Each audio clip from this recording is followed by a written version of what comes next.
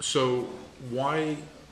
What's the advantages of Swartland? Why so much interesting stuff is going on I in think Swartland? streamline. Everyone in South Africa has been, I think you've been making the Sauvignon Blanc like you've been making it for the last 10 years, which is commercial and maybe good. And everyone has been doing like that. And I think why Swartland is the hotspot it is that everyone does what they want and expresses themselves as they want. Whether it's Craig from Lammerhoek doing eccentric things like he does. And I think Evan is a big pioneer in the Swartland especially. And a lot of people respect that and follow them. Right. For what he does. So would he be the first person who was kind of really experimenting? Yeah. Yeah. I think Lammerhoek used to be, but I think the amount of people aware of Lammerhoek by that stage, maybe 5, 8, 10 years ago, right, wasn't as following as what they have now. A lot of people knew Eben for his reputation and for what he did. I think his big market is not only South Africa, but if you look at the prices of the wines, he's got a huge international client basis which follows him. right. So yeah, I would say I think although he's my namesake, but not family, but he's very influential Right. in the Swartland. So when you say it's basically the people doing what they want to do, experimenting and changing things, I mean, is there anything in particular about the soil in Swartland or the weather patterns or? Well, it's a hot area. That's no Hotter than every other area well, in the Winelands? Tulbagh is also hot, but Tulbagh's winters is colder.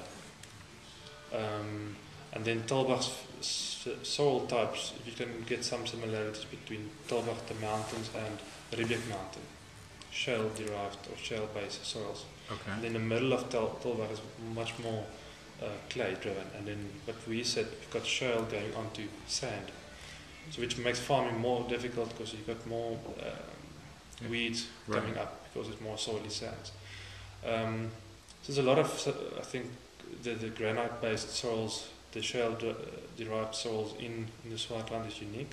Right. There's also a lot of clay soils, but I think majority from what I can think of where people buy it from and where they farm is granite-derived Right. soils. And obviously Swartland being a very old region, a lot of wheat farmers and a lot of old cooperative farmers. Your what's the word in English? Exposure to older vineyards is you can't. There's not another region in South Africa that has that amount of older grapes or older vineyards Right. as the Swartland. And that was primarily because of distilleries using Chenin Blanc for making bigger volume wines, rebate for brandies, but obviously all of them were big farmers just delivering all the grapes yearly to the co-op. Right. And I think between Eben and Rosa from Lommerans, they've been doing excellent work on rediscovering those old wines. Absolutely. And you obviously read the article about the whole old vines which they re-established and how many old vineyards in South Africa there really is. Right. So I think it's excellent because if you sit in a situation where you're in Swartland and you farm, you want to farm quality, or you need to farm quantities to survive financially, to be able to deliver grapes to a cooperative seller. So the big thing is now is small little guys like myself, instead of paying them 1,000 or 2,000 rand a ton, we can give them a 3 or 5, 6,000 rand a ton. So it makes sustainable sense for them to farm old vineyards now because the production is much less. Right.